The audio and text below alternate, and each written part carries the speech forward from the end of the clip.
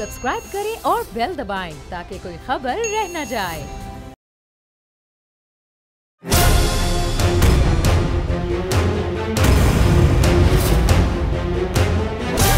From the Islamabad studios of Bol Network, it's time for Jameel Farooqi on National Debate.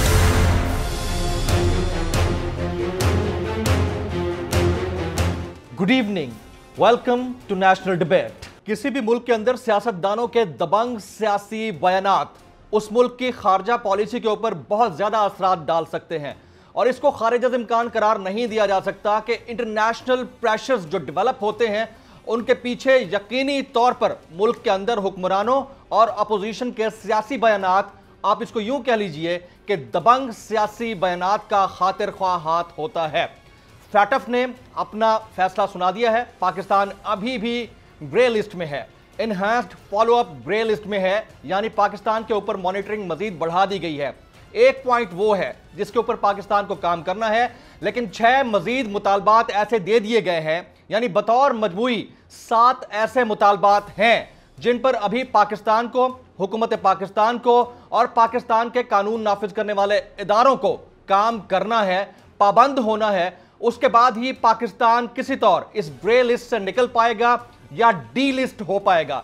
लेकिन इन सारे मामलात के ऊपर एक अहम मामला यह है कि दबंग सियासी बयानात इंटरनेशनल अफेयर्स के ऊपर, इंटरनेशनल रिलेशंस के ऊपर, फॉरेन पॉलिसी के ऊपर बहुत ज्यादा असरात रखते हैं। इससे पहले कि हम पाकिस्तानी सियासतदानों के, हुक्मरानों के, वज़ीर-ए-आज़म पाकिस्तान के, वज़ीर खारजा के और कौमी सलामती के मुशीर के दबंग सियासी बयानात के ऊपर बात करें, हमें यह बात करना जरूरी है कि फैटफ बेसिकली है क्या और फैटफ की लिस्टिंग या डी लिस्टिंग का प्रोसीजर क्या है। फाइनेंशियल एक्शन टास्क फोर्स 1989 में इब्तदाई तौर पर G7 यानी 7 बड़े ममालिक यानी कनाडा, इटली, जर्मनी, बरतानिया, फ्रांस, जापान और अमेरिका की जानिब से मनी लॉन्ड्रिंग के तदारुक के लिए बनाई गई, लेकिन 2001 में इसका दायरा कार टेररिज्म फाइनेंसिंग तक बढ़ा दिया गया। फिल वक्त फैटफ 39 मेंबरान पर मुश्तमिल है। Argentine, Australia, Austria, Belgium, Brazil, Canada, चीन, Denmark, European commission, Finland, France, Germany, यूनान, gulf cooperation council, Hong Kong, Iceland, India, जी हां इंडिया के ऊपर ज्यादा मैं जोर दूंगा, Ireland, Israel, Italy, Japan, Korea, Luxembourg, Malaysia, Mexico, Netherlands, New Zealand, Norway, पुर्तगाल, रूस, सऊदी अरब, सिंगापुर, जनूबी Africa, Spain, Sweden, Switzerland, Turkey, बरतानिया और अमेरिका शामिल हैं। इनमें सबसे इंपॉर्टेंट इंडिया है जो कि इस खित्ते के हवाले से सबसे ज्यादा अहमियत का हामिल है। अब फैटफ पॉलिटिसाइज्ड है या नहीं, यह टेक्निकल इदारा तो अपनी जगह पर है, क्या यह पॉलिटिकल इदारा भी है या नहीं है, इस पर तबाह आजमाई करने से पहले हमें ग्रे लिस्ट, ब्लैक लिस्ट और एनहांस्ड फॉलो अप लिस्ट के बारे में जानना जरूरी है। ग्रे लिस्ट और ब्लैक लिस्ट क्या है? ब्लैक लिस्ट वो ममालिक जिन्हें नॉन कोऑपरेटिव कंट्रीज या टेरिटरीज या NCCTs कहा जाता है, ब्लैक लिस्ट में डाले जाते हैं। ये वो ममालिक हैं जहां दहशतगर्दी की माली मुआवनत और मनी लॉन्ड्रिंग के लिए बेहद खतरा होता है। इस लिस्ट में फिल वक्त सिर्फ 2 ममालिक शामिल हैं और उन 2 ममालिक का नाम ईरान और शुमाली कोरिया है। अब हम बात कर लेते हैं ग्रे लिस्ट की, जिसके बारे में ये इस वक्त तकिया किया जा रहा है कि पाकिस्तान भी ग्रे लिस्ट में है, लेकिन हमारे एनालिसिस के मुताबिक पाकिस्तान इस वक्त एनहांस्ड फॉलो अप लिस्ट में है, जो कि most tight follow up list होती है, उसके ऊपर ज्यादा सख्त मॉनिटरिंग होती है। ग्रे लिस्ट क्या है? ग्रे लिस्ट में उन ममालिक को शामिल किया जाता है जो दहशतगर्दी की माली मुआवनत या मनी लॉन्ड्रिंग के हवाले से तसल्ली बख्श इकदामात नहीं उठाते। ये एक तरह से तंबीही लिस्ट होती है कि इस मुल्क को ब्लैक लिस्ट किया जा सकता है। इस वक्त दुनिया के 15 ममालिक FATF की ग्रे लिस्ट में शामिल हैं। इनहैंस्ड फॉलो अप लिस्ट क्या होती है? एक तो ग्रे लिस्ट है, एक ब्लैक लिस्ट है, लेकिन एक लिस्ट ऐसी है जिसे इनहैंस्ड फॉलो अप लिस्ट कहते हैं, जिसमें पाकिस्तान भी शामिल है। ये एक ऐसी लिस्ट है जिसमें डाले जाने वाले ममालिक की जानिब से उठाए जाने वाले इक़दामात की मॉनिटरिंग में इजाफा कर दिया जाता है। उसे बार बार कहा जाता है कि आपने ये इक़दामात ना उठाए तो आपको ब्लैक लिस्ट किया जा सकता है। अगर वो मुल्क तमाम तर इक़दामात कर लेता है तो उसे कहा जाता है कि आपको डी लिस्ट कर दिया जाएगा। पाकिस्तान में इन टर्मिनोलॉजीज को नहीं समझा जाता। पाकिस्तान में व्हाइट लिस्ट का लफ्ज इस्तेमाल किया जाता है। आप अंदाजा लगा लीजिए कि पाकिस्तान के एक वफाकी वजीर اگر پریسر کرتے ہیں اور اس پریسر کے دوران وہ گرے لسٹ سے وائٹ لسٹ میں آنے کی بات کرتے ہیں تو اس سے زیادہ مضحکہ خیز بات نہیں ہو سکتی، کیونکہ ایف اے ٹی ایف کے اوپر کسی وائٹ لسٹ نام کی کوئی لسٹ دستیاب نہیں ہے، نہ ہی اس کا وجود ہے۔ ہاں، گرے لسٹ سے ڈی لسٹ کیا جا سکتا ہے، یعنی آپ کلیئرڈ کنٹریز کی لسٹ میں آ سکتے ہیں، تو اس کو رانگ ٹرمینالوجی دینا یہ پاکستان کے وزراء کا صحرا ہے، وہی دے سکتے ہیں۔ ایک عام شخص کو بھی پتہ نہیں ہے تو وہ تجزیہ کرتے ہوئے وائٹ لسٹ کا لفظ استعمال کرتا ہے، جو کہ انتہائی غلط ہے۔ اب دبنگ سیاسی بیانات کے تمام تر سیناریو کے اوپر اثرات کو قطعی طور پر نظر انداز نہیں کیا جا سکتا۔ پاکستان میں حال ہی میں دبنگ حکومتی سطح پر سیاسی بیانات دیے گئے، اپوزیشن کی جانب سے بھی سیاسی بیانات دیے گئے، اور خاص طور پر پاکستان، افغانستان اور امریکہ کے تناظر میں ان بیانات کو قطعی طور پر نظر انداز نہیں کیا جا سکتا۔ ماضی کی طرح امریکہ افغانستان میں قیام امن کے لیے پاکستان کی طرف رخ موڑ رہا ہے، لیکن ماضی کے برعکس پاکستان کی جانب سے امریکی مطالبات کو مسترد کر دیا گیا ہے۔ ایسے میں پاکستان کی اعلیٰ ترین شخصیت یعنی وزیر اعظم پاکستان کی جانب سے دو اہم ترین بیانات سامنے آئے ہیں۔ 21 جون 2021 کو امریکی ٹی وی چینل پر نشر ہونے والے انٹرویو میں اینکر جوناتھن نے جب عمران خان سے یہ سوال پوچھا کہ امریکہ پاکستان میں فوجی اڈے قائم کرنا چاہتا ہے تاکہ افغانستان پر نظر رکھ سکے، کیا پاکستان امریکہ کو اڈے بنانے کی اجازت دے گا؟ تو اس کے جواب میں عمران خان نے دو ٹوک لہجے میں کہا ایبسلیوٹلی ناٹ۔ اس کا مطلب ہے کہ ہم ہرگز نہیں دیں گے، اور معاملہ یہیں تک نہیں رہا۔ جو بائیڈن کی مصروفیات کے حوالے سے بھی عمران خان نے انتہائی اہم بیان دیا۔ عمران خان نے دوسری اہم بات اس وقت کی جب اینکر نے ان سے سوال کیا کہ آیا انہوں نے اب تک امریکی صدر جو بائیڈن سے بات چیت کی ہے، تو ان کا جواب تھا کہ ابھی تک ایسا نہیں ہوا ہے، کیونکہ جواب میں انہوں نے بتایا کہ جب بھی ان کے پاس وقت ہو وہ میرے سے بات کر سکتے ہیں، لیکن ظاہر ہے اس وقت ان کی ترجیحات کچھ اور ہیں۔ اور بات یہیں پر ختم نہیں ہو جاتی ہے، اس سے پہلے قومی سلامتی کے مشیر معید یوسف اس سے بھی سخت بیان دے چکے ہیں۔ معید یوسف نے اس دوران ایک اہم بیان دیا تھا، اور 25 جون کو ایک انتہائی سخت بیان سامنے آیا جس میں انہوں نے کہا کہ امریکی صدر جو بائیڈن اگر وزیر اعظم عمران خان سے بات نہیں کرنا چاہتے تو نہ کریں، یہاں بائیڈن کا کوئی انتظار نہیں کر رہا۔ انہوں نے یہ بھی کہا کہ صرف الزامات لگاتے ہیں اور اڈوں کی بات کی جاتی ہے تو وقت ضائع نہ کیا جائے، اور اس کے بعد ایک ایکسکلیمیشن مارک تھا، اور وہ تھا گڈ لک بائیڈن کا۔ 19 جون کو شاہ محمود قریشی نے افغانستان سے جڑے فریقین کو خبردار کرتے ہوئے کہا تھا کہ امریکہ نے ایسے ہی افغانستان چھوڑا تو 90 کی دہائی جیسی صورتحال پیدا ہو سکتی ہے۔ وزیر خارجہ نے ترک ٹی وی کو انٹرویو میں کہا کہ پاکستان اور افغانستان نے اس جنگ کی بھاری قیمت ادا کی، 83,000 جانیں گنوائیں، 128 ارب ڈالر کا نقصان اٹھایا، اور وزیر خارجہ نے یہ بھی کہا کہ افغانستان میں افغان رہنماؤں کی ذمہ داری ہے، افغان رہنماؤں کو بیٹھ کر اپنے مستقبل کا فیصلہ کرنا چاہیے۔ اس موقع پر پاکستان کے وزیر خارجہ شاہ محمود قریشی یہ بھی بارہا کہہ چکے ہیں کہ افغان امن عمل گو کہ پوری دنیا کی پریورٹی یعنی ترجیح ہونی چاہیے، لیکن کوئی بھی ملک پاکستان کے کندھوں پر یہ بوجھ ڈال نہیں سکتا کہ افغانستان کا امن عمل صرف پاکستان ہی اس میں تمام تر کردار ادا کرے۔ Technically F A T F کس طرح کا فورم ہے؟ Technically F A T F کو کس طرح کا فورم گردانا جائے؟ کیونکہ مختلف مبصرین اور بورڈز آف انویسٹمنٹس کے رہنما بارہا یہ کہہ چکے ہیں کہ ایف اے ٹی ایف صرف ٹیکنیکل فورم نہیں ہے بلکہ پولیٹیکل فورم بھی ہے، اور پاکستان کے وزیر خارجہ شاہ محمود قریشی بھی بارہا یہ کہہ چکے ہیں، اور حال ہی میں انہوں نے کہا ہے کہ ایف اے ٹی ایف صرف ٹیکنیکل فورم نہیں بلکہ پولیٹیکل فورم بھی ہے۔ پاکستان کے بورڈ آف انویسٹمنٹ کے سابق چیئرمین ہارون شریف کے مطابق بظاہر تو ایف اے ٹی ایف کی فہرست اور اس میں شمولیت ایک تکنیکی مرحلہ ہے، لیکن اس وقت یہ بھی خطے کی سیاست کا شکار ہے۔ انتہائی اہم جملہ ہے، ان کا کہنا تھا کہ اس وقت یہ بھی خطے کی سیاست کا شکار ہے۔ ان کے مطابق وہ خود امریکی افسران کے ساتھ ایسے ڈائلاگ کا حصہ رہے ہیں جس میں انہوں نے ورلڈ بینک اور انٹرنیشنل مانیٹری فنڈ یعنی آئی ایم ایف کی مذاکرات کو ایف اے ٹی ایف کے ساتھ جوڑنے کی کوشش کی۔ ایسے میں اس بات کی امید کہ F A T F Pakistan کو گرے لسٹ سے نکال دے گا انتہائی مبہم امید ہے۔ اب اس بات کا اندازہ لگا لیجئے کہ گھانا جیسے ملک کو بہتر انویسٹمنٹ کی بنیادوں کے اوپر ایف اے ٹی ایف کی گرے لسٹ سے نکال دیا گیا ہے، لیکن پاکستان کو انڈر ریٹ کرتے ہوئے مزید مطالبات پورے کرنے پر زور دیا گیا ہے۔ پاکستان بھی ابھی تک انہانسڈ لسٹ کے اندر موجود ہے، چیک لسٹ کے اندر موجود ہے اور گرے لسٹ کے اندر موجود ہے، اور اگلے 1 سال تک یہ چیک جاری رہے گا۔ اب آپ دیکھ لیجئے کہ بھارت کے اندر جس طرح کے واقعات ہو رہے ہیں، بھارت کے اندر اب نیوکلیر مادہ یعنی تابکار مادہ کھلے عام بک رہا ہے۔ اس سے زیادہ ٹیررسٹ ایکٹ کسی بھی سٹیٹ لیول کے اوپر اس کے ملک میں کام کرنے والے لوگوں کی جانب سے ہو نہیں سکتا، لیکن بھارت ان 39 ممالک میں شامل ہے جو FATF کے ممبران ہیں۔ بھارت کے معاملے کے اوپر بھارت کے سٹیٹس کو FATF کب ریویو کرے گا کہ FATF یا IMF جیسا ادارہ ان تمام تر تسلط سے آزاد ہے اور ان بائزڈ ہے، اور ان کی جو چیک لسٹ ہے وہ یورپی یونین، امریکہ اور IMF کے پروگرام سے باہر ہے۔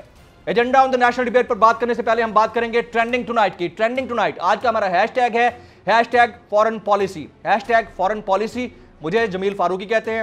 آپ میرا پروگرام نیشنل ڈیبیٹ بول نیوز پر ملاحظہ کرتے ہیں۔ آن دی ڈیبیٹ ٹونائٹ آج کے ہمارے معزز مہمانان میں شامل ہیں جناب سینیٹر ڈاکٹر مشاہد حسین سید صاحب۔ آپ چیئرمین ڈیفنس کمیٹی برائے سینٹ ہیں اور آپ پاکستان کے معروف سیاستدان بھی ہیں۔ آپ کا تعلق پاکستان مسلم لیگ نواز سے ہے۔ ہمارے آج کے دوسرے معزز مہمان ہوں گے جناب اشرف جہانگیر قاضی صاحب۔ آپ سابق ڈپلومیٹ ہیں، سابق سفیر ہیں۔ ہمارے تیسرے اہم مہمان ہیں جناب ڈاکٹر رفعت حسین صاحب۔ آپ پاکستان کے معروف سینئر تجزیہ کار ہیں اور عالمی امور پر گہری نظر رکھتے ہیں۔ پروگرام کے پہلے حصے میں سینیٹر مشاہد حسین سید صاحب کو خوش آمدید کہتا ہوں۔ آپ چیئرمین ہیں دفاعی کمیٹی کے سینٹ میں۔ بہت شکریہ سینیٹر صاحب آپ کے وقت کے لیے۔ سب سے پہلے تو فورن افیئرز کے اوپر بڑی امپورٹنٹ ڈیولپمنٹس ہو رہی ہیں، اس کے اوپر بات بنتی ہے، خاص طور پر یہ جو FATF کا معاملہ آیا اور اس میں پاکستان سٹل از ان گرے لسٹ۔ تو کیا پاکستان کے اندر سیاستدانوں کے بشمول حکمرانوں کے جو دبنگ بیانات ہیں ان کی بھی کوئی انٹرنیشنل امپلیکیشن ہے جس کا رزلٹ ہمیں فیس کرنا پڑ رہا ہے، یا یہ ہونا ہی تھا، یہ ڈیسائیڈڈ تھا؟ السلام علیکم جی، اور آپ کے ویورز کو بڑا السلام علیکم۔ میں نے تو جمعے کو تقریر کی تھی بجٹ کے اوپر سینٹ میں، اور اس میں نے کہا تھا کہ یہ کچھ تلواریں لٹک رہی ہیں پاکستان کے اوپر۔ ایک FATF کا ذکر کیا تھا اور ایک IMF کا ذکر کیا تھا جی، اور میری مراد یہی تھی کہ اس کا تعلق جو ہے وہ بین الاقوامی سیاست سے ہے، because lot of these things are driven by geopolitics۔ تو ان کے جو اندرونی صورتحال نہیں ہے وہ on the ground situation جو وہ سمجھتے ہیں، اور دوسری بات ہے کہ جو ان کے سیاسی مقاصد ہیں ان کے مطابق مفادات ان کے حوالے سے ہوتا ہے، تو اس کا جو بیانات سے تعلق نہیں ہے۔ بیانات سے تعلق نہیں ہے۔ اب آپ نے کیونکہ سینٹ سپیچ کی بات کر ڈالی ہے تو میں نے پورا دیکھا ہے اس کو بڑے غور سے۔ آپ نے سکوک بانڈز کی بات کی اور آپ نے پلیج کرنے کے حوالے سے موٹر ویز اور ہوائی اڈوں کا حوالہ دیا، خاص طور پر ہمارے جو ایئرپورٹس ہیں۔ تو کیا یہ اندر کی کہانی کیا ہے سر؟ کیا آپ کہنا کیا چاہ رہے تھے؟ اس کی ڈیٹیل تو میں تھوڑی سی سن لی، مزید اگر اس کے اوپر آپ روشنی ڈال دیں تو۔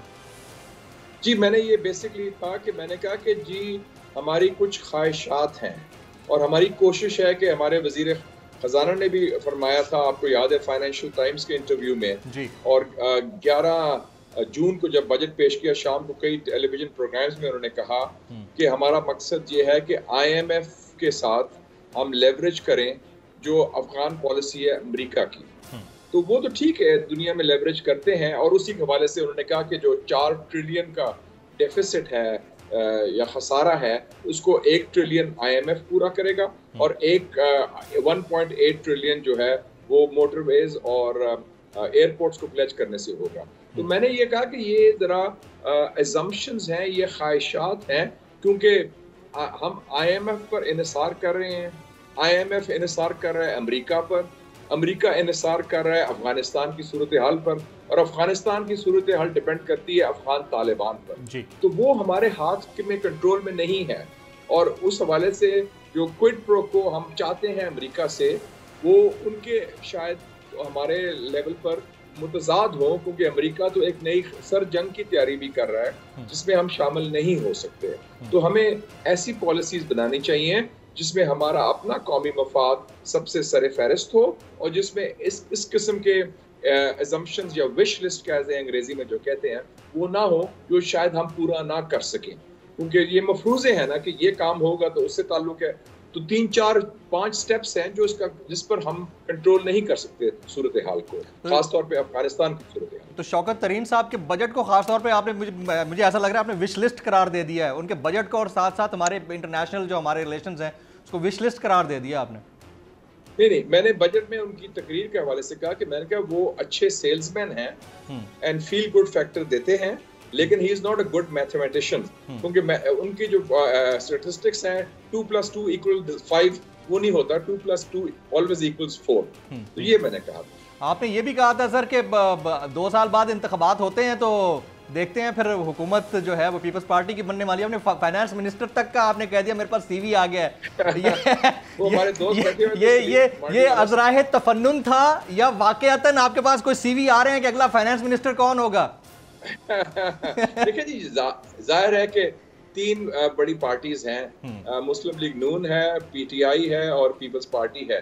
جو بھی ہوگا ان تینوں پارٹیز کے درمیان ہوگا نا. اگر ہم بات کرتے ہیں جمہوری سیاست کی تو وہ اس کے ارد گرد ہی گھومتا ہے، اور پاکستان میں لے دے کے the more it changes the more it remains the same.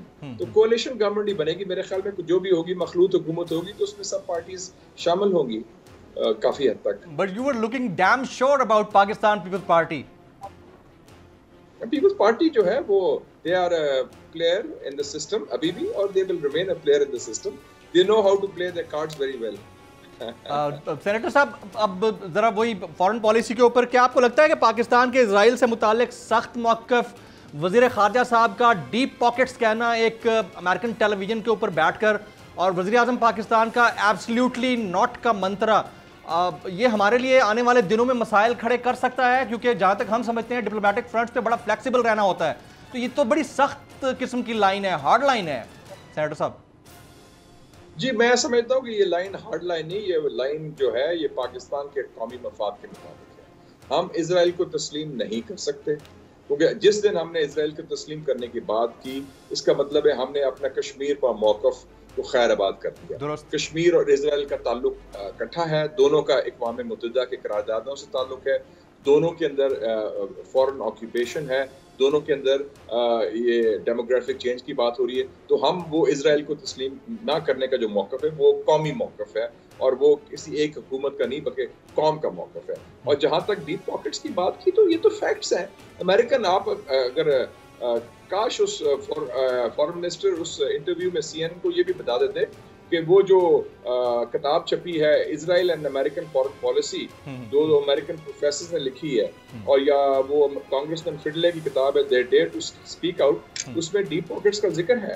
تو یہ کوئی بات کوئی پاکستان نہیں کر رہا یا کوئی اور نہیں کر رہا، یہ تو امریکی خود کرتے ہیں. ان کو معلوم ہے کہ اسرائیلی لابی کی کتنی قوت ہے، کتنے اس کا اثر رسوخ ہے، اور کتنا بڑا پیسہ ہے ان کے ہاتھ میں کہ وہ شکست دے سکتے ہیں سیاستدانوں کو، اور دے بھی چکے ہیں کئی سینیٹرز کو، کئی پریزیڈنٹس کو بھی. جارج ڈبلیو بش جو تھا، ایچ ڈبلیو بش اس سے پہلے تھا، اس نے بھی اس کا ذکر کیا تھا 1991 میں. یہ کوئی نئی بات نہیں تھی. اور جہاں تک یہ جو ایبسلیوٹلی باتیں ہیں تو یہ ایبسلیوٹلی ناٹ جو ہے جی بالکل جی this is a national position, I welcome that. اس میں کوئی ایسی بات نہیں ہے. یہ پاکستان ماضی کی غلطی نہیں دہرا سکتا. اس وقت صورتحال بڑی سنگین ہے اور سینسٹیو ہے، کیونکہ امریکہ افغانستان جنگ ہارنے کے بعد چھوڑ رہا ہے، اور وہ ایک شکست خوردہ قوت ہے.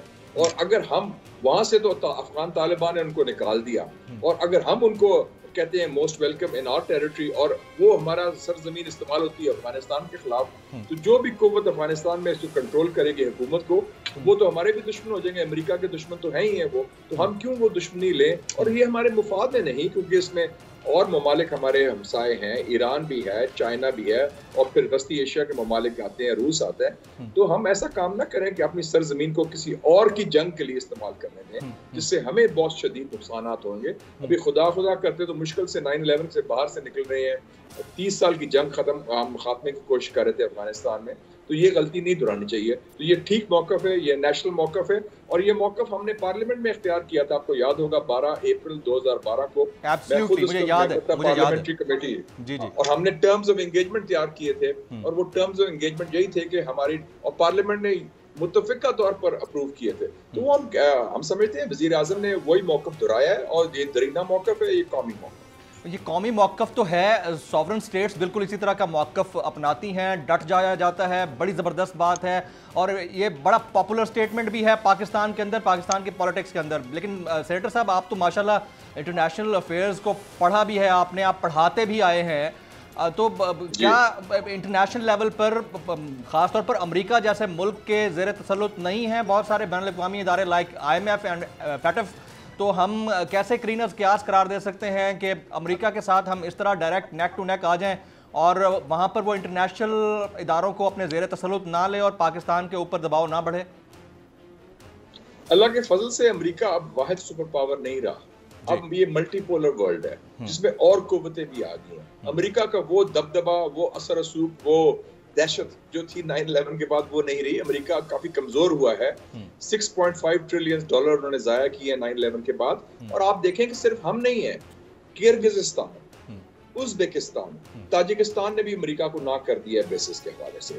اور آپ کو یاد ہوگا کہ پاکستان کی تاریخ دیکھ لیں، 1963 میں فیلڈ مارشل ایوب خان صدر تھے، ذوالفقار علی بھٹو فارن منسٹر تھے۔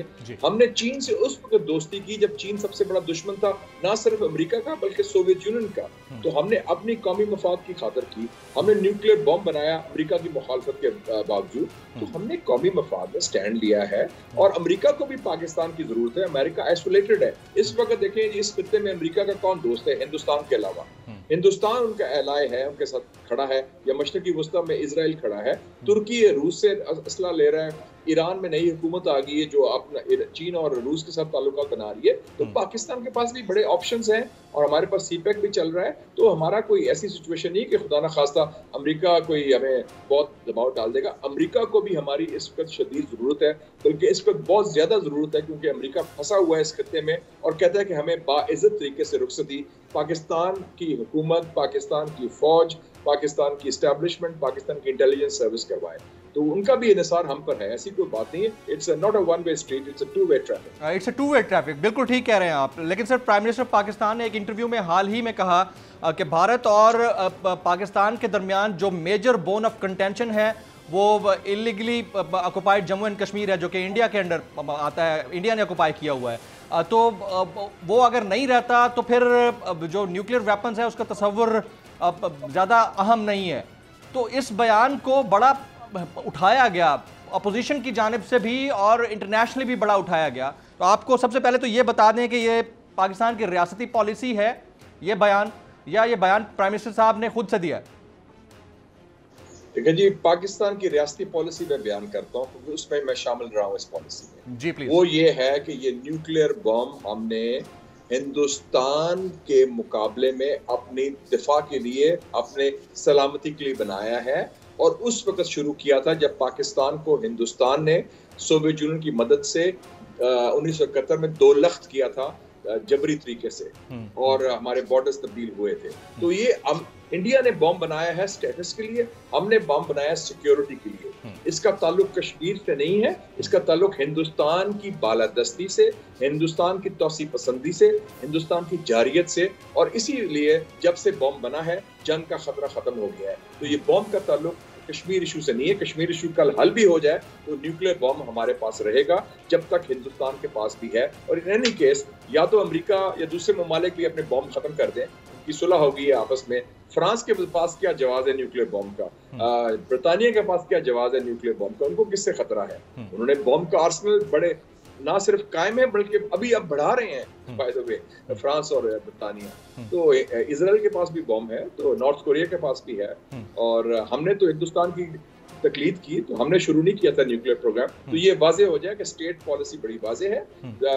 بڑی اچھی بات ہے کہ وزیر اعظم صاحب خود بڑے امن پسند ہیں اور پیسیفسٹ ہیں، ان کی اپروچ سر آنکھوں پر، لیکن یہ ایک قومی پروگرام ہے جو ایک شخص، ایک حکومت اور ایک ادارے سے بالاتر ہے، بیکاز یہ نیشنل اسٹریٹجک پروگرام ہے جس پر کوئی کمپرومائز نہیں ہو سکتا۔ تو پرائم منسٹر کے سٹیٹمنٹ کو آپ رسپانسبل سٹیٹمنٹ گردانتے ہیں؟ سینیٹر صاحب بڑے سینئر سیاستدان بھی ہیں آپ۔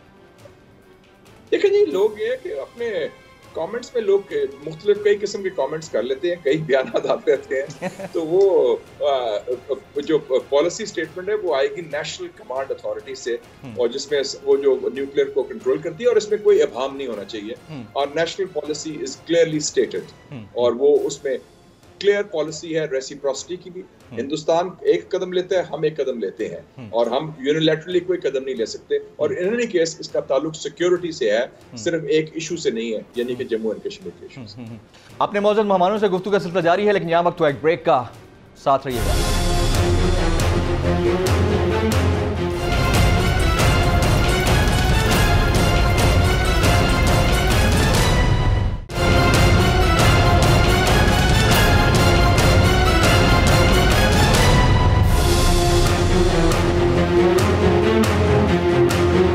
بیک. گفتگو کے سلسلے کو آگے بڑھاتے ہیں. تو آپ جس طرح آپ نے کہا کہ ہندوستان ایک قدم لیتا ہے تو ہم دو لیتے ہیں، اور ماضی میں اس کی کوئی مثال کوئی نظیر نہیں ملتی. ہم نے مسلسل یہ کام کیا ہے، اس میں تو کوئی شک نہیں ہے.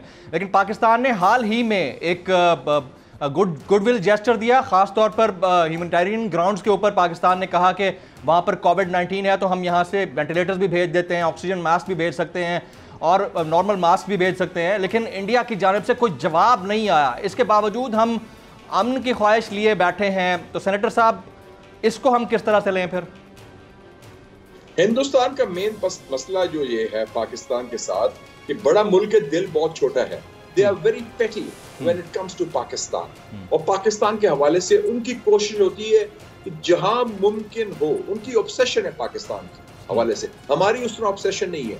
ان کا میڈیا، ان کا سسٹم، ان کا را، ان کی فوج. آپ دیکھیں کہ ایک پرزہ ہم لے لیں، باہر سے چیخیں مارتے ہیں، وہ اتنا بڑا ملک ہے. اور وہ انہوں نے تو ورلڈ کپ میں میچ ہارا. کسی ملک میں تاریخ میں نہیں ہوا. انہوں نے میچ ہارا اس لیے کہ پاکستان کو موقع نہ ملے ورلڈ کپ میں کمپیٹ کرنے کا. آپ کو یاد ہے یہ واقعہ؟ کسی ملک نے یہ نہیں کیا. تو اس کا مطلب ہے کہ ان کی بڑی ایک جو خاص کر یہ قومی جس کو موجودہ حکومت ہے ہندوتوا کی، اس کی کتنی بغض ہے، کتنا پاکستان کے خلاف نیگیٹو سینٹیمنٹ ہے. رائٹ. اب آپ ہی کی جماعت کے احسن اقبال صاحب نے حال ہی میں سینیٹر صاحب، آپ کو آواز آ رہی ہے میری؟ ابھی کلیئر نہیں آ رہی. جی. اب آپ ہی کی جماعت کے احسن اقبال صاحب نے کہا، فلور آف دا ہاؤس پر کھڑے ہو کر کہا کہ جی اگر پرائم منسٹر صاحب نے یہ بیان دیا ہے تو ہمیں ایسا لگتا ہے کہ انہیں پاکستان کا نیوکلیئر پروگرام رول بیک کرنے کے لیے لایا گیا ہے. تو اس کو آپ کتنا رسپانسبل سٹیٹمنٹ کہیں گے سینیٹر صاحب؟ دیکھیں جی، بات یہ ہے کہ یہ نیوکلیئر پروگرام ایک نیشنل کنسنسس کے ایمرج کیا. شروع بھٹو صاحب نے کیا تھا with the support of all stake holders, چاہے وہ فوج ہو یا دوسرے اسٹیک ہولڈرز ہوں، نیوکلیئر سائنٹسٹ ہوں. اور بڑی محنت کے بعد 24 سالوں کے بعد، اس کے بعد بھٹو صاحب کے بعد جنرل ضیاء الحق آئے، محترمہ بے نظیر بھٹو صاحب آئیں، میاں نواز شریف صاحب آئے. اور یہ میاں نواز شریف صاحب کو کریڈٹ جاتا ہے کہ انہوں نے یہ دھماکہ کیا تھا with the support of all stakeholders. اور خاص طور پہ ناٹ جسٹ فوج، not just the nuclear establishment, but the people of Pakistan. تو یہ جو پروگرام ہے it is bigger than any person اور اینی پرائم منسٹر اور اینی گورنمنٹ. تو اس کو شروع ہی جو ایک نیشنل اسٹریٹجک آبجیکٹو سے کیا گیا تھا، اس کو کوئی ایک شخص انڈو نہیں کر سکتا. نہ اس کی کیپیسٹی ہے، نہ اس کی صلاحیت ہے، نہ اس کے پاس اتنی قوت ہے اور پاور. نہیں، وہ تو کوئی نہیں کر سکتا. لیکن اگر کوئی شخص یہ کہے کہ ملک کا پرائم منسٹر یہ رول بیک کرنے کے لیے لایا گیا ہے تو وہ کتنا ارسپانسبل ہے سر؟ دیکھیں جی، میں سیاسی بیانات کے بارے میں بات نہیں کرنا چاہتا. I want to talk on facts. Right, ٹھیک ہے. کچھ دن پہلے شاہ محمود قریشی صاحب نے ایک انٹرویو میں کہا کہ افغانستان میں امن کا سارا بوجھ پاکستان کے کندھوں پر نہ ڈالا جائے. یہ بوجھ کہاں سے آ رہا ہے پاکستان کے؟ Is there any pressure from any international entity, sir? Pakistan کے؟ Yes, there is. The United States of America, the Afghan government وہ پریشر ڈال رہے ہیں کہ آپ یہ کریں، آپ وہ کریں، آپ طالبان سے فلانا کروائیں. تو وہ دیکھیں جی، پاکستان کے پاس کوئی امرت دھارا نہیں ہے. ہمارا ایک لمیٹڈ رول ہے as to have the good offices, to be a honest broker. جو ہم نے کام کیا ہے، we have been a model host of Afghan refugees. The largest number of refugees for the longest duration ہم نے host کیے ہیں، 30 لاکھ لوگ 40 سالوں کے لیے. اور اس سلسلے میں بھی گند امریکہ نے کیا، گڑبڑ امریکہ نے کی. امریکہ کی ناکامی نالائکی ان کی وجہ سے ہوئی ہے، اور وہ اب ملبہ ہم پر ڈالنا چاہ رہے ہیں. تو یہ تو ناقابل قبول ہے ہمارے لیے. ہم ذمہ دار نہیں ہیں. 9/11 کے بعد جب امریکہ نے افغانستان پر چڑھائی کی تو 2003 میں وہ افغانستان کو بھول کر عراق پر حملہ کر دیا. نہ افغانستان سٹیبلائز ہوا اور عراق میں جنگ وہ ہار گئے. تو وہ اب ان کی ناکامی اور نالائکی، اب وہ کہتے ہیں جی پاکستان یہ کرے. ہم کیا کر سکتے ہیں؟ امریکہ کی خود ذمہ داری ہے. اور اب کیا ہوا؟ الٹیمیٹلی وہی ہوا جو ہم کہتے رہے، ہم جیسے لوگ، کہ دے ول کٹ اینڈ رن. اب بھاگے ہیں، اور اب بھاگنے سے ساتھ کہتے ہیں کہ ہمیں باعزت سے بھگائیں. تو اب کتنا اب ان کی مدد کریں ہم؟ رائٹ سر، ہر دور میں بلاکس رہے ہیں اور مختلف ممالک مختلف بلاکس میں رہتے ہیں. اب آپ کو کیا لگتا ہے کہ پاکستان نئے پیراڈائم شفٹ میں کس بلاک کی طرف ہے، یا پاکستان کی طرف کون سے ممالک ہیں سینیٹر صاحب؟ देखें जी, ये ब्लॉक्स का ज़माना ख़त्म हो गया, लेकिन अनफॉर्चुनेटली कुछ एक सोच है अमेरिकन मिलिट्री एस्टेब्लिशमेंट में, वाशिंगटन में, कि एक नई सरजंग हो। उनको अमेरिकन जो मिलिट्री इंडस्ट्रियल कॉम्प्लेक्स है, मैं अमेरिका रहा भी हूँ, वाशिंगटन में स्टूडेंट भी रहा हूँ, मास्टर भी वहाँ किया है, तो मिलिट्री इंडस्ट्रियल कॉम्प्लेक्स है उनका बड़ा पावरफुल। वो हर वक्त उनकी तलाश होती है नए दुश्मन की, ताकि वो उनकी वॉर मशीन चलती रहे। पहले सोवियत यूनियन था कोल्ड वॉर में, फिर इस्लाम की बारी आई, हमारा दिया पांचा किया मुस्लिम दुनिया का, तो अब वो चीन की तरफ रुख कर दिया है। तो ये उनकी तरफ ये सोच है। ब्लॉक्स के जमाने खत्म हो गए, लेकिन अगर ये नई सर जंग की कोशिश करेंगे, लगता है सदर बाइडन जो है उनकी जो अमेरिकन सिक्योरिटी एस्टेब्लिशमेंट की सोच को आगे लेके जा रहे हैं, जो ट्रम्प नहीं कर रहा था, बाय द वे, वो एक इंडिपेंडेंट फ्रीलांसर था। तो और वो अमेरिकन एस्टेब्लिशमेंट का नुमाइंदा नहीं था। मैं गालिबन जॉन एफ कैनेडी के बाद पहला सदर था जो अमेरिकन एस्टेब्लिशमेंट का हिस्सा नहीं था, इसलिए उसकी अपनी अनोखी सोच थी। तो ये बाइडन साहब तो वाशिंगटन सिस्टम के पैदावार हैं, तो वो अब ये ले जाना चाहते हैं, तो उससे और तकसीम पैदा होगी। उसमें लिए देयर आर नो टेकर्स। देखिए ना, लगता है कि he is on a recruitment drive. वो रिक्रूटमेंट कर रहे हैं एलाइज की और ममालिक की, इस उनके साथ इस कोल्ड वॉर के लिए। G7 में वो गए, नेटो समिट में वो गए, क्वाड के समिट में गए जिसमें ऑस्ट्रेलिया और जापान और इंडिया भी है। तो हिंदुस्तान को साथ मिला लिया उन्होंने, लेकिन और ममालिक उनको ज्वाइन करने को तैयार नहीं। और अब एक कॉपी कैट प्रोजेक्ट शुरू कर दिया है बेल्ट एंड रोड इनिशिएटिव को मुकाबला करने के लिए, जो कहते हैं build better, bring back better world, और B3W जो कहते हैं। तो वो आप वो करें, कोशिश करें, लेकिन ये नए सर जंग के हम मुतहम्मल नहीं हो सकते, at least in Pakistan, in the reason. हमने मुश्किल से अफगान जंग से निकल रहे हैं, मुश्किल से निकल रहे हैं मुआशी मुश्किलात से। तो मेरे ख्याल में अमेरिका को भी चाहिए कि जरा अपनी पॉलिसी को रिव्यू करे, और ये पॉलिसी नाकाम होगी। It's a tried tested and failed formula, it will not work. Senator साहब, हमारे नेबरिंग कंट्रीज में भी पॉलिटिकल जो क़यादत है वो तब्दील हुई है। ईरान का आप एग्जांपल ले सकते हैं, तो पाकिस्तान कितने बेहतर ताल्लुकात में है। चलें, अफगानिस्तान से तो ताल्लुकात बेहतर कर ही रहा है और उसके नताइज भी भुगतने पड़ जाते हैं हमें अक्सर। ईरान के साथ हमारे टाइज कैसे हैं सर? ईरान के साथ बड़े अच्छे टाइज हैं, और ईरान के साथ हमारा कोई बुनियादी कॉन्फ्लिक्ट ऑफ इंटरेस्ट नहीं है। और आपने देखा, जो मैं सुन रहा था प्रेसिडेंट डॉक्टर इब्राहिम राइसी साहब का जो इंटरव्यू था CNN के साथ, उन्होंने बड़ा क्लियरली कहा कि first priority is the neighbouring countries. और फिर उन्होंने कहा कि मैं सऊदी अरेबिया से भी और ममालिक से भी ताल्लुकात चाहता हूँ। और उनसे किसी ने CNN के कॉरेस्पॉन्डेंट ने सवाल पूछा कि क्या आप सदर बाइडन से मिलेंगे, उन्होंने दो टोक जवाब दिया, नो। उन्होंने जब तक अमेरिका ने बैकआउट नहीं करता, उन्होंने बैकआउट किया एग्रीमेंट से न्यूक्लियर की, वो वापस नहीं बहाल करता, मैं नहीं बात करूंगा। तो मेरे ख्याल में चाइना, रशिया, ईरान का एक नया एक्सेस बन सकता है, जो ब्लॉक्स की बात की थी, अगर अमेरिका ने ज्यादा पुश किया। और अमेरिका के लिए वैसे भी दरवाजे बंद हो गए हैं बेसिस के लिए इस खत्ते में। पाकिस्तान नहीं देगा, उज्बेकिस्तान नहीं देगा, किर्गिजिस्तान नहीं देगा, ताजिकिस्तान नहीं देगा। तो अब बेहतर है कि अमेरिका कोशिश करे कि ईरान के साथ आखिरी दो और चाइना के साथ। छोटे छोटे सवाल, और मैं चाहूंगा आप मुख्तसर छोटे छोटे जवाब दे दीजिएगा अगर आप सम अप कर सकें। एक तो ये कि पाकिस्तान के हमेशा सऊदीया से या अरब कंट्री से बड़े अच्छे ताल्लुकात रहे हैं, क्या पाकिस्तान कभी सऊदीया इन्फ्लुएंस पॉलिसी से बाहर निकल पाएगा? और दूसरा, अब इंडिया मकबूजा वादी कश्मीर के लिए APC उसने मुनक्किद की है 24 तारीख को, और उसके अंदर जो कुछ हुआ वो सब कुछ हमारे सामने है। तो क्या पाकिस्तान की जानिब से जो रिएक्शन आया है उसके ऊपर, are you satisfied with that? देखिए जी, Indian policy on Kashmir is failed, it is backfired. और जितने लोग मिले हैं, हालांकि प्रो इंडियन लोग हैं, चाहे फारूक अब्दुल्ला साहब हो, उमर अब्दुल्ला साहब, महबूबा मुफ्ती और गुलाम नबी आज़ाद, सब ने एक बात की है कि जी 5 अगस्त का स्टेटस को इज अनएक्सेप्टेबल, और पाकिस्तान से बात करें। तो हमारा मौक़िफ़ ठीक है उस कश्मीर पर। और दूसरी बात जो आपने वो सऊदीया पॉलिसी, पाकिस्तान सऊदी की पॉलिसी की बात है, मेरे ख्याल में बाइडन के आने से ये अच्छी बात, मुस्बत बात हुई है कि उनका प्रेशर पड़ा है सऊदी अरेबिया पर, और सऊदी अरेबिया के पाकिस्तान के ताल्लुकात अच्छे हो गए हैं। तो सऊदी अरेबिया को भी दोस्तों की जरूरत है, सिक्योरिटी की जरूरत है, क्योंकि अमेरिका उस खत्ते से विड्रॉ कर रहा है सऊदी अरेबिया से, जैसे अफगानिस्तान से भी गया है और जैसे वो इराक से भी गया है।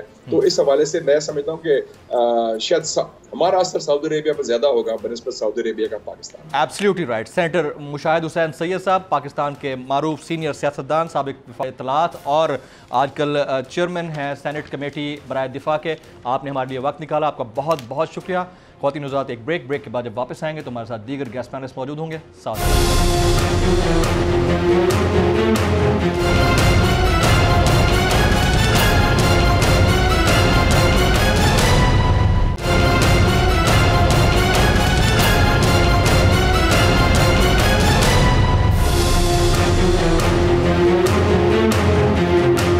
Welcome back. प्रोग्राम के इस हिस्से में मैं पाकिस्तान के मारूफ एक्सपर्ट्स जनाब अशरफ जहांगीर काजी साहब साबिक सफ़ीर हैं, उनको वेलकम कहता हूं। सर आपने वक्त निकाला का बहुत बहुत शुक्रिया। डॉक्टर रिफत हुसैन साहब सीनियर तज्ज़ियाकार माहिर आलमी उमूर, सर आपने वक्त निकाला, आपका भी बहुत बहुत शुक्रिया। सबसे पहले डॉक्टर रिफत साहब ये फरमाइएगा कि ये फैटफ जो है ये टेक्निकल इदारा है या पॉलिटिकल इदारा है, क्योंकि आज से 1 महीने तक हम मुसलसल सुन रहे थे और हमारे तर्जुमान और वज़ीर ख़ारजा भी बार बार कह रहे थे कि ये एक टेक्निकल इदारा है और हम ग्रे लिस्ट से निकल जाएंगे। आज हमें सुनने को मिल रहा है कि ये एक पॉलिटिकल इदारा है। तो अगर ये पॉलिटिकल इदारा है तो इस बात का अंदाज़ा पहले नहीं था हमारे तर्जुमानों को या वज़रा को? जी, मैं एक बात की वजाहत कर दूं कि ये इदारा टेक्निकल ज़रूर है, लेकिन इसके अंदर जो है पॉलिटिक्स काफ़ी हद तक शामिल होती है और इनके जो डिसीजंस हैं मुल्कों के ख़िलाफ़ या मुल्कों को कंप्लायंस के लिए जो भी बात ही करते हैं उसके अंदर जो है वो ज़्यादातर पॉलिटिक्स शामिल है। और आपको याद होगा कि जब ये FATF ने पाकिस्तान को एक कंप्लायंस लिस्ट दी थी उस वक़्त उसमें फ्रांस जो है वो पेश था और उसके साथ अमेरिका की पुष्पनाई भी थी और इंडिया जो है वो एशिया पैसिफिक ग्रुप जो है जो कि इसका एक कंपोनेंट इदारा है उसमें पाकिस्तान के ख़िलाफ़ जो है वो अभी तक कैंपेन में मसरूफ़ है कि किसी तरीके से पाकिस्तान को ब्लैक लिस्ट ग्रे लिस्ट के अंदर रहने दिया जाए, उसको निकलने ना दिया जाए। उस हवाले से अगर आप देखें तो इसके अंदर टेक्निकल इदारा ज़रूर है, इसकी असेसमेंट भी इसकी कमेटी भी है, उसका सारा जो वो पस मंज़र भी है, लेकिन इसके साथ जो पॉलिटिक्स जो है और ख़ास तौर पर जियो पॉलिटिक्स इस मुल्क की वो दुनिया की जो बदलती जियो पॉलिटिक्स है उसका बड़ा एक अहम रोल है। डॉक्टर साहब, तो आप ये कहना चाह रहे हैं कि जियो पॉलिटिक्स मतलब इंडिया डेफिनेटली 39 मेंबर्स में से एक मेंबर है तो उसका इन्फ्लुएंस हो सकता है सारे मामले के अंदर कि पाकिस्तान को चेक लिस्ट पे रखा जाए या इन्हांस्ड फॉलो अप लिस्ट के अंदर रखा जाए ग्रे लिस्ट में? जी बिल्कुल, इंडिया की तो पूरी कोशिश है और मैं उसका हवाला दूंगा कि अभी 2-3 दिन पहले जो SCO की समिट हुई है उसमें जो अजीत डोवाल जो हैं जो कि नेशनल सिक्योरिटी एडवाइज़र हैं इंडिया के, वो भी वहाँ पे तशरीफ़ ले गए और उन्होंने एक लंबी लिस्ट जो है वो SCO के प्लेटफॉर्म के अंदर पाकिस्तान के ख़िलाफ़ ये कही कि पाकिस्तान इज़ नॉन कंप्लायंट और पाकिस्तान के ऊपर दबाव डाला जाए कि वो जो UN की जो डेजिग्नेटेड जो शख्सियात हैं या जो एंटिटीज़ हैं जिनके ऊपर जो है वो अरेस्ट करना चाहिए, उनकी प्रोसिक्यूशन होनी चाहिए। तो ये भी इंडिया तो मुसलसल इस कोशिश में है कि पाकिस्तान को किसी तरीके से ग्रे लिस्ट से ना निकलने दिया जाए। राइट, डॉक्टर साहब साथ रहिएगा। मैं काजी साहब को शामिल गुफ्तगू करता हूँ। काजी साहब, अब पाकिस्तान के अंदर सियासतदानों के जो दबंग बयानात हैं वो इस तरह के इवेंट्स में और ख़ास तौर पर इस तरह के डिसीजंस में कितना इंपॉर्टेंट रोल प्ले करते हैं? कुछ दिन पहले आपको पता होगा प्राइम मिनिस्टर की जानिब से एब्सोल्युटली नॉट का एक जो जुमला था वो बड़ा वायरल हुआ। फिर डीप पॉकेट्स की बात वज़ीर ख़ारजा शाह महमूद कुरैशी ने एक अमरीकी टेलीविज़न को इंटरव्यू के दौरान कही। तो पाकिस्तान से इस तरह के बयानात का जाना और मुसलसल हार्डलाइन लेना मुख्तलिफ मामलात के ऊपर, क्या उसका भी असर हो सकता है पाकिस्तान के ख़िलाफ़ इस तरह के डिसीजंस में? जी शुक्रिया। सबसे पहले मैं भी ज़रा फैटफ के ऊपर 1-2 रिमार्क्स अगर मैं अर्ज कर सकता हूँ। जी प्लीज़। वो डॉक्टर साहब ने जो फरमाया उससे मैं बिल्कुल इत्तेफाक करता हूँ, बिल्कुल सही है। टेक्निकल इंस्टीट्यूशन तो है फैटफ और लेकिन वो पॉलिटिकल जो है फैक्टर से मुबर्रा नहीं है, उसमें आ जाता है जिस तरह उन्होंने सही फरमाया। लेकिन कल शाम को इस फैसले के बाद मैं YouTube में एक डिस्कशन को सुन रहा था और वहाँ किसी एक्सपर्ट ने फरमाया कि बताया जाता है जिस तरह आपने कहा हमारे दबंग बयानात ऐसे होते हैं कि वो कभी कभार कुछ वो गुमराही की तरफ लोगों को ले जाते हैं। बताया ये जा रहा था कि भाई 27 में से 26 शराइत जो हैं हमने वो पूरे कर दिए हैं, तो ये तो मुमकिन ही नहीं है कि हमें अभी ग्रे लिस्ट पे रखा जाए, क्योंकि अगर एक ही बाकी है तो वो उसका मतलब ये नहीं है कि आप हमें हमेशा वो ग्रे लिस्ट पे ही रखें। लेकिन वो फरमा रहे थे, मेरी इतनी एक्सपर्टीज़ नहीं कि मैं उसके ऊपर एक ज़ाती राय, लेकिन वो बड़ी इंटरेस्टिंग राय थी। उन्होंने कहा कि वो जो नहीं हुआ पूरा एक शर्त जो है उसके 6 सेक्शंस हैं और वो सब के सब जो हैं उनके ऊपर कार्रवाई अभी कुछ बाकी है और वो UN रेजोल्यूशन 1373 के मुताबिक वो आपको न सिर्फ वो प्रोसिक्यूट करने होंगे जो लिस्टेड टेररिस्ट हैं, लेकिन उनको कन्विक्ट भी करना होगा, जेल भी भेजना होगा, तब वो शराइत पूरे होते हैं। और दूसरे ममालिक जो हैं जिनके ऊपर भी ये जो है मसला उनको दरपेश था, वो तभी निकले जब वो 100% कंप्लाइंस में थे। तो 27 में से अगर एक रह जाए और उसके 6 हिस्से हैं और वो उस पर वो पूरी कार्रवाई ना हो, तो टेक्निकली भी उनको वो क्या उसे कहते हैं, उनको एक वजह मिल जाती है आपको ग्रे लिस्ट में रखने के लिए। इसके अलावा हमें ये बताया जा रहा था कि फैटफ के अलावा उनका जो regional association Asian Pacific Asian क्या वो ग्रुप है, एशिया पैसिफिक ग्रुप, उसके भी कोई तकरीबन 10 शराइत हैं और वो भी पाकिस्तान से उनके मुताबिक वो पूरे नहीं हुए। तो लिहाजा इसमें ज़रूर वो क्या उसे कहते हैं सियासी दखलंदाजी तो होती है, लेकिन साथ साथ हमने अब तक वो 100% कंप्लाइंस नहीं की है वजूहात की बुनियाद पर, क्योंकि आसान नहीं है, लेकिन बहरहाल तो इसलिए इन्होंने हमें 1 साल के लिए रखा है। तो अगर हम सिर्फ कंप्लेन करेंगे कि भाई ये सियासी है, तो उसका जो असर है इंटरनेशनल वो कुछ मनफी ही पड़ेगा। तो हमें जो हमसे वो तलब किया जाता है, हमारी पूरी कोशिश होनी चाहिए, क्योंकि इतनी देर के बाद ये हुई है।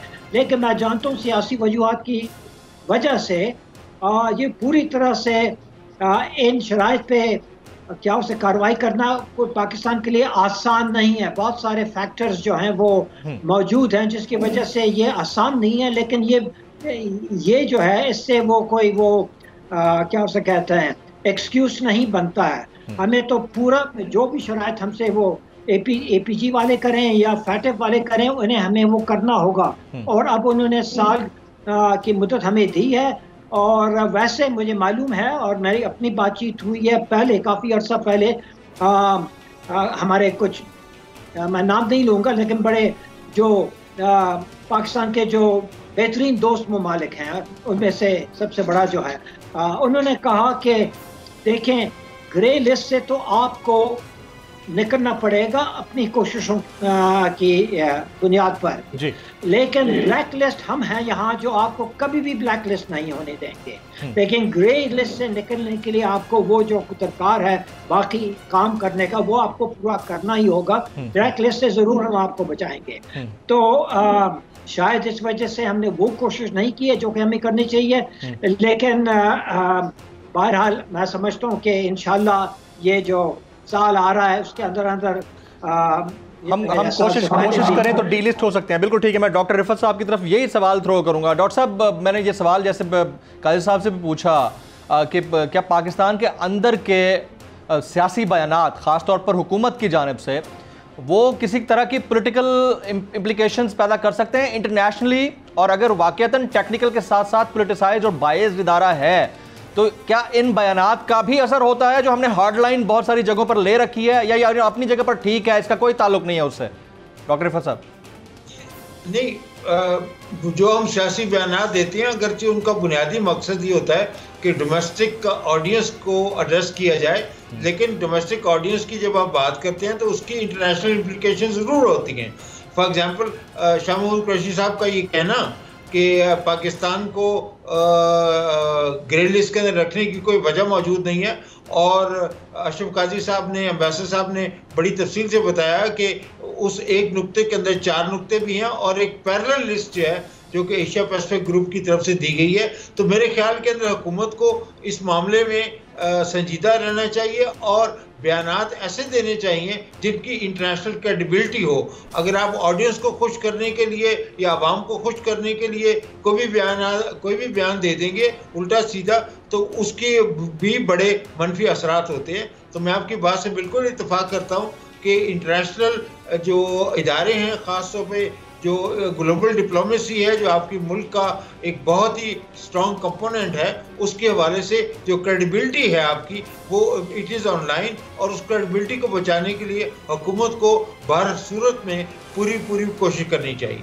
अब काजी साहब, ये फ्लैक्सिबिलिटी तो रखी जाती है डिप्लोमेटिक फ्रंट्स के ऊपर कि आपको ग्रे एरिया में रहना है, बिल्कुल हार्ड लाइन नहीं लेनी है, लेकिन अगर प्राइम मिनिस्टर की जानिब से ये कहा जाए کہ ایبسلیوٹلی ناٹ, اور آپ کا وزیر خارجہ یہ جا کر کہے مختلف جگہوں کے اوپر کہ ڈیپ پاکٹس ہیں جو سنبھال رہی ہیں, اور اسرائیل کے معاملے کے اوپر, پیلسٹائن کے معاملے کے اوپر ہماری ہارڈ لائن, تو یہ پچھلے 1-1.5 سال میں ہم نے دیکھا بہت ساری چیزوں کے اوپر ہم نے ہارڈ لائن لی ہے جس کی پولیٹیکل پاپولیرٹی پاکستان کے اندر تو بہت زیادہ ہے. کیا اس کی انٹرنیشنل امپلیکیشنز بھی ہیں جس طرح ڈاکٹر صاحب فرما رہے ہیں؟ ڈاکٹر رفعت صاحب دیکھیں جی, امپلیکیشنز تو ہوں گے ضرور, لیکن اس کا یہ مطلب نہیں ہے کہ ہمیں وہ نہیں کہنا چاہیے جو کہنا چاہیے ہمیں. جہاں تک وہ بیسس کا سوال ہے تو میں سمجھتا ہوں ہر معقول پاکستانی کی یہ رائے ہوگی کہ یہاں ملٹری بیس امریکہ کا اگر آپ رکھیں گے تو آپ کی اپنی رسوائی ہوگی, آپ کی اپنی بدنامی ہوگی کہ آپ افغانستان کے خلاف امریکن بیسز یہاں رکھ رہے ہیں. اور مجھے اب تک یہ کنفرمیشن تو نہیں ملی ہے, ہم سننے میں آتے ہیں اور اخذ کرتے ہیں اخبار سے کہ شاید امریکہ نے یہ ہم سے ریکویسٹ کیا ہے کہ آپ ہمیں یہ بیس دیں. مجھے اس کا علم نہیں ہے کہ واقعی انہوں نے فارملی ہم سے یہ ریکویسٹ کی ہے یا ہم ویسے اپنے لوگوں کو کہہ رہے ہیں کہ, اور ان کو یہ تاثر دے رہے ہیں کہ ہم سے ریکویسٹ کیا ہے اور اس کو ہم نے رد کیا ہے. اگر وہ امریکہ نے ہم سے ریکویسٹ بھی کیا ہو جس کے بارے میں 100% شور نہیں ہوں کہ کیا صورتحال ہے, کیا حقیقت ہے, لیکن قاضی صاحب امریکہ تو ریکویسٹ بعد میں کرے گا. پاکستان کے قومی سلامتی کے جو مشیر ہیں وہ بابانگ دول کہتے ہیں کہ جو بائیڈن اگر ہم سے نہیں ملنا چاہتے نہ ملیں, ہمیں کوئی شوق نہیں ہے ملنے کا, ساتھ میں یہ بھی کہہ دیتے ہیں گڈ لک بائیڈن. تو یہ بھی تو دیکھیں نا پھر اس کے ریزلٹس کیا پھر ہو سکتے ہیں. ظاہر ہے امریکہ کے تسلط سے تو باہر نہیں ہے جو اتنے انٹرنیشنل ادارے. یہ کوئی کرٹیسزم نہیں ہے. پاکستان ایک خود مختار ملک ہے, باوقار ملک ہے, ہمیں اپنی عزت پسند ہے, اور اگر بائیڈن کی طرف سے سرد مہری ہے تو بس بالکل ہمیں یہ کہنا چاہیے. بلکہ بتایا یہ جا رہا ہے جیسے کہ ہماری پوری کوشش ہے کہ خدا رہا کوئی فون تو آ جائے, کچھ ہم بالکل فون کے پاس بیٹھے ہوئے ہیں تاکہ وہ آ جائے, شاید اوروں سے بھی ہم کر رہے ہیں. یہ امیج تو پروجیکٹ نہیں ہونا چاہیے پاکستان کے بارے میں. ہم امریکہ کے ساتھ جو بھی پریزیڈنٹ ہو ان کے ساتھ ہم دوستی چاہتے ہیں. ہمارے پرائم منسٹر جو ہیں وہ ٹرمپ سے بھی ملے تھے جب ٹرمپ تھے, اور ابھی بائیڈن سے ملنے کے لیے بھی تیار ہے. اگر بائیڈن کسی وجہ سے پاکستان سے نہیں ملنا چاہتا ہے تو اس کی وجوہات کے بارے میں تو میرا کوئی زیادہ علم نہیں ہے. وہ کیا چاہتا ہے. Absolutely right sir, your point has been taken. جناب اشرف جہانگیر قاضی صاحب, سابق سفیر ایمبیسڈر, آپ ہمارے ساتھ موجود تھے, آپ کا بہت بہت شکریہ. ڈاکٹر رفعت حسین صاحب, سینئر تجزیہ کار, ماہر عالمی امور, آپ بھی موجود تھے, آپ کے بہت بہت شکریہ. نیشنل لیول پر پولیٹیکل سٹیٹمنٹس کے انٹرنیشنل امپلیکیشنز ہیں, اس کو قطعی طور پر نظر انداز نہیں کیا جا سکتا. ہم سوورن سٹیٹ ضرور ہیں, ہمیں اپنے فیصلے کرنے ہوں گے, لیکن جب ہم ببانگ دہل بولتے ہیں تو پھر ہمیں رد عمل کو بھی کسی طور خارج از امکان قرار نہیں دینا چاہیے. پروگرام سے جمیل فاروقی کو اجازت دیجیے.